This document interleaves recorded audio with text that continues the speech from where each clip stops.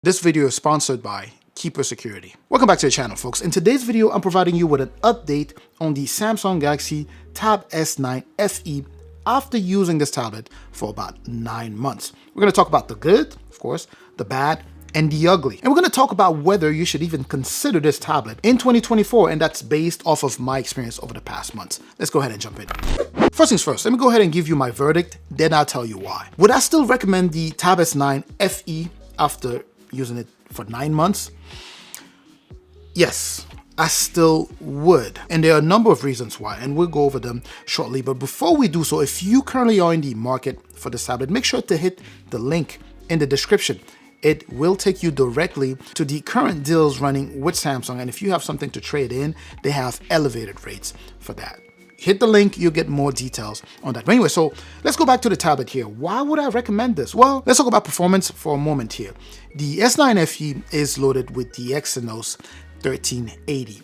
And of course, there are people who don't like that chip because of the way it compared to a Qualcomm Snapdragon chip of the same category. But you should not be doing that, because in my experience using this tablet over the past 9 months, performance has been excellent. And of course, I'm saying this based off of the category in which this tablet resides, right? This is a mid-range tablet. It's not set to compete against, I don't know, a Tab S9 or S8 or, I don't know, S9 Ultra. It's set to be a mid-range tablet, which is why it's priced where it's at. Samsung made compromises to meet people where they are. Thus, the Tab S9 FE is a mid-range and should not be expected to behave like a flagship tablet. So, in my user experience, playing games, it's been good. It's been great. You can play heavy games on here. Sure, there'll be some games that you can't go all the way up to the highest settings simply because it's a mid-range tablet, but you certainly can enjoy gaming on here. It's not a gamer's tablet, but for the average consumer, which by the way, it's built for the average consumer, it can do more than the average consumer wants, right? I've been able to multitask here without any issues. Of course, if you go heavy like I did, because I was just testing to see, how far I can go. When I went super heavy multitasking, it definitely lagged. I can tell you that. It lags if you push it too much, but if you use it as it was intended, you'll be just fine. One of the ugly things, I mentioned good, bad, ugly. One of the ugly things about this particular tablet is if you are trying to push that, productivity level to another level by pushing out video signal. Let's say you want to extend the display here. You want to extend it to a secondary monitor. You won't be able to do that because the USB Type-C port here is a 2.0. It's unfortunate that Samsung actually downgraded because the iteration of this model prior to this one actually was able to push out video signal. But moving up here, they're downgraded. So that's one of the bad things. Personally, because I don't typically do that with my tablets, even if I wanted to do that, I do have flagship tablets that I can use in order to do that. So personally, I have not been impacted by this, but I bring it up because I know it is important to some of you guys out there. So that's an ugly part about this tablet. Other than that, I think performance has been good. As I mentioned, Exynos 1380, 6 gigs of RAM here. Mine is the base model, 128 gigs of internal storage, 6 gigs of RAM. You can expand that internal storage at up to 1 terabyte using the micro SD card slot there. And that's a very nice thing. Now, if you were to use the link that I was suggesting you click, it'll take you to the deals.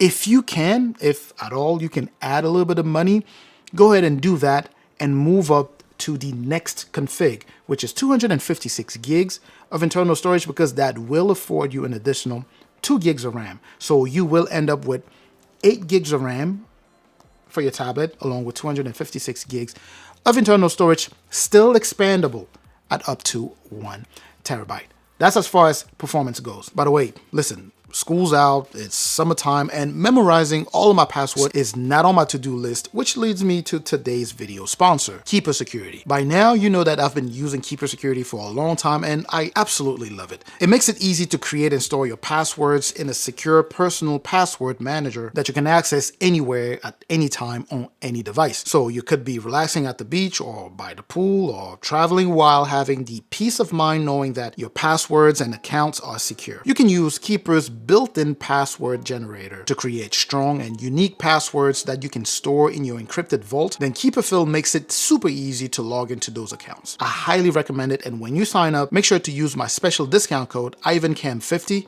all in one word, to save 50% off. Make sure to check out the link in the description to learn more about this. But anyways, when we talk long-term review, we have to talk about the battery. It's good battery life. You're looking at a decent sized battery here, 8,000 milliamp, right? That's the same size that you had on the Tab S8, I believe, right? 8,000 milliamp. It's gonna be subjective based on how you use. I'm a power user, so I tend to use, I tend to go heavy, and I think it's been good based off of my type of usage, right? And on top of that, you have support for 45-watt charging.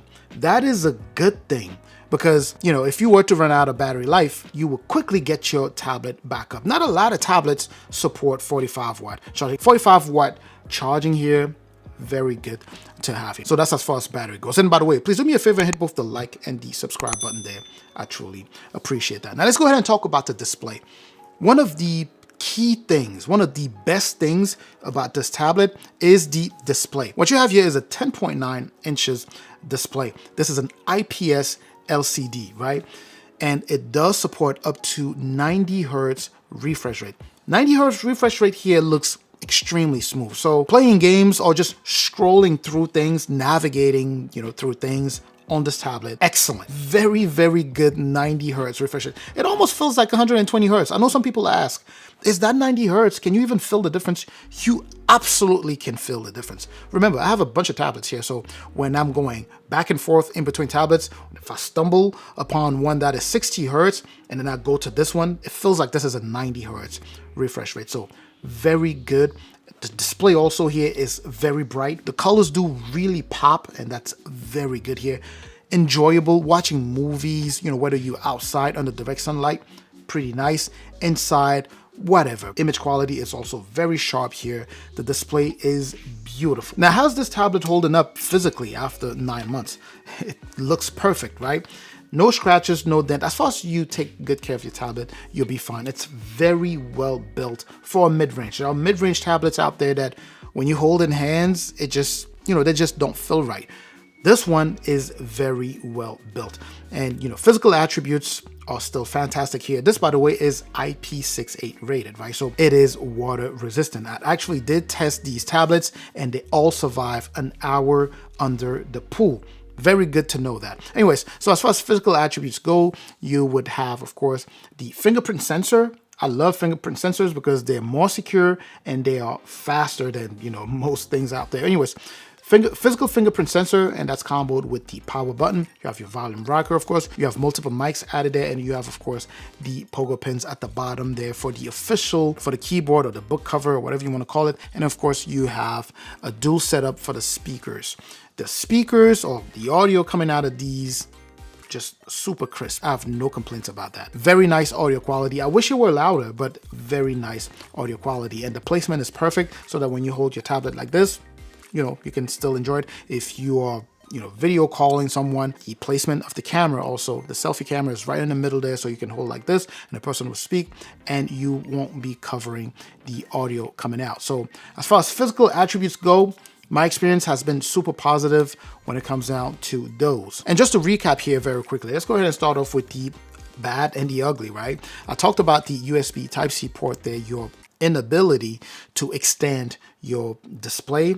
That's one of those things that it depends. If you don't need it, you won't really feel a difference, but I know some people like to know whether you are able to do that. So you're not able to do it. Also, if you push performance too much, it starts lagging. Another thing that I need to add here, which is also a not so great thing about this tablet, is that every now and then it will get warm, right? Especially if you're doing really heavy things. If you're just using it in a very moderate way, just navigating the internet, checking your emails, things like that, you'll be fine. But if you're doing heavy projects, multitasking, a whole rack of things running in the background, you could definitely feel it, get a little warm. Not in a way where it's alarming, but, you could just feel it. That's just a heads up I want to give you. I don't want you to be using your tablet and wonder why I never mentioned the fact that it gets warm every now and then. It's not constant. It's generally if you're doing heavy gaming for a long period of time, then it'll go ahead and get warm. That just tells you that your processor is working overtime and it's put under stress. But anyways, so those are the